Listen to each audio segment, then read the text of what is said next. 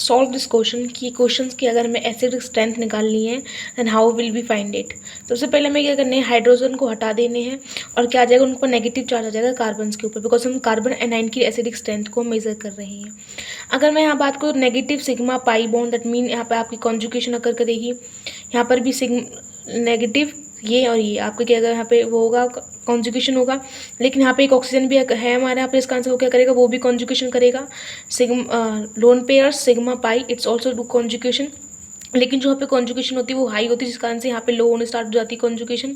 वहीं पे इस थर्ड वाले की बात करूँ तो यहाँ पर आपकी कॉन्जुगेशन यहाँ भी होती है, यहाँ पे भटक जाता है, जिस कारण से क्या होती है, इसकी कॉन्जुगेशन हाई हो जाती है यहाँ पर। अगर मैं इसके बेसिस पे आपको बताऊँ, कॉन्जुगेशन अगर हुई है that's mean there minus effect होगा यहाँ पर, और माइनस एम इफेक्ट के कारण क्या करते हैं, minus M effect sorry minus नहीं प्लस एम इफेक्ट क्या करता है, it gives the electron,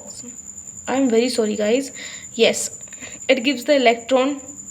no it's I'm talking about the minus m effect, yeah I think yeah yes minus m effect के अंदर क्या होता है, इट्स अटैक द इलेक्ट्रॉन, जो कि कीटोन्स का सबसे ज़्यादा होता है एज कम्पेयर टू एस्टर्स। सो यहाँ पे हमारा क्या होना चाहिए, अगर हम बेसिक आइडिया लगाएं तो कीटोन्स का हमारा एसिडिक स्ट्रेंथ ज़्यादा होना चाहिए, because it's more stable according to the M effects. Okay, ester का उससे कम होगा देन उससे इससे कम होगा। लेकिन यहाँ पर बात करें, इन दोनों में बीच में बात करें तो यहाँ पर हमारी कॉन्जुगेशन ज़्यादा हो रही है as compare to this, because यहाँ पे आपका क्या करता है, रेजोनेंस अकर करता है हाई क्वांटिटी के अंदर, लेकिन यहाँ पे लो हो जाती है, जिस कारण से तो उसकी स्टेबिलिटी कम हो जाएगी, इसकी स्टेबिलिटी ज़्यादा होगी, बिकॉज यहाँ पे आपके इलेक्ट्रॉन्स भटक जाते हैं कहाँ कौन सी दिशा में ज़्यादा है कॉन्जुगेशन के लिए, इस कारण से यहाँ पे कॉन्जुगेशन अच्छी तरीके से हो जाती है। लेकिन अगर इस ऑर्डर को हम कहें कि ए ग्रेटर देन सी ग्रेटर देन, ये हमारा रॉन्ग होता है, बिकॉज ऑफ डिफरेंट केस यहाँ पर लग जाता है, हमारा डिफरेंट केस लगता है हमारा यहाँ पर सिमेट्री की वजह से। सिमेट्री कैसे कि मान लो चलो मेरे पास एग्जांपल है जो कि आप देख सकते हो, यहाँ पर एस्टर का एग्जांपल मैंने लिया है यहाँ पर, और यहाँ पर क्या आपको पता होगा, जब हम रेजोनेंस हमारी होती है, कॉन्जुगेशन हम करते हैं, तो जो ऑर्बिटल्स की ओवरलैपिंग होती है वो जनरली हमारे पी ऑर्बिटल्स के अंदर होती है,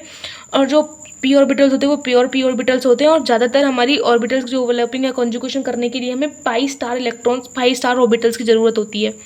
अगर पी ऑर्बिटल्स हैं तो वहाँ पर पाई स्टार ऑर्बिटल्स भी ऑल्सो एग्जिस्ट करेंगे, ठीक है, पाई ऑर्बिटल्स हैं तो वहाँ पर, तो यहाँ पर देख सकते हो आप,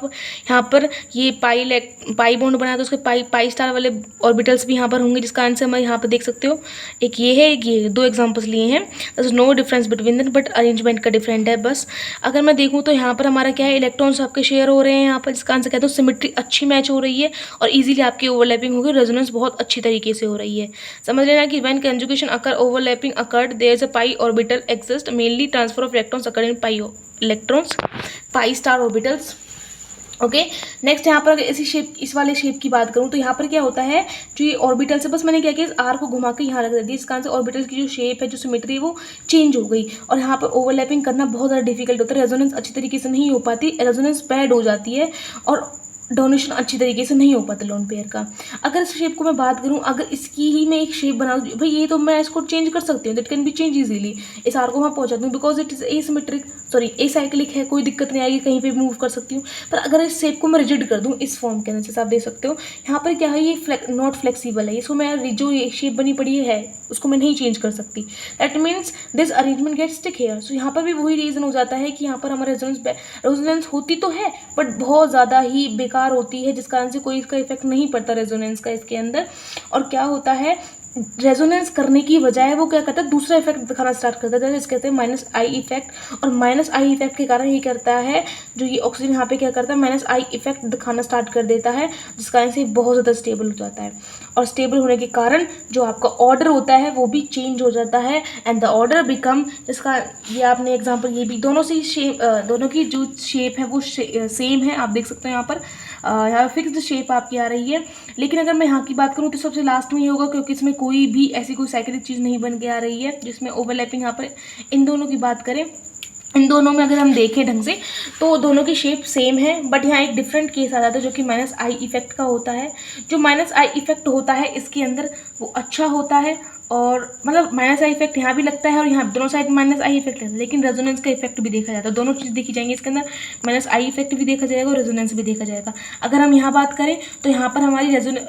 जो रेजोनेंस थी उसके इलेक्ट्रॉन्स भटक गए थे, हमें नहीं पता था, रेजोनेंस इलेक्ट्रॉन्स को नहीं पता था, लोन पेयर्स को, लोन पेयर इलेक्ट्रॉन्स की रेजोनेंस कहाँ होनी चाहिए, जिस कारण से ये इलेक्ट्रॉन्स भटक जाते हैं और यहाँ पर रेजोनेंस अच्छी हो जाती है, और रेजोनेंस अच्छी होगी, माइनस इफेक्ट भी अच्छा है, तो इट्स गेट मोर स्टेबल। ठीक है। यहीं पर बी की बात करूँ, यहाँ पर आपका क्या है, रेजोनेंस यहाँ बहुत अच्छी तरीके से हो जाती है, जिसका आंसर यहाँ पर लो हो जाती है, तो रेजोनेंस का सेकंड फैक्टर हमारा ये आ जाएगा और थर्ड पे हमारा है ये। And this is whole effect. ये क्वेश्चंस आपके ज़्यादातर नेट CSIR के अंदर पूछे जाते हैं and this is very important. अगर यहाँ पर मैं समरी लेके चलूँ तो समरी के अंदर कैसे समझेंगे, हमेशा ध्यान रखना साइक्लिक कीटोन की बात करें तो वो कम स्टेबल होगा as compare to cyclic ester. Even अगर हम MFX को कंपेयर करते हैं तो कीटोन का फैक्टर स्टेबिलिटी ऑर्डर ज़्यादा आता है एज कम्पेयर टू एस्टर, पर अगर साइक्लिक ही आ जाए वो कंपाउंड वहाँ पर, तो साइक्लिक में कीटोन साइक्लिक लेस स्टेबल हो जाता है एज कम्पेयर टू एस्टर। अगर ए साइक्लिक कीटोन और ए साइक्लिक एस्टर की बात करें तो सिंपल वही केस बन जाता है, that's no effect M effect के अकॉर्डिंग चलेंगे हम यहाँ पर, और कीटोन ही हमारा ज़्यादा स्टेबल माना जाता है।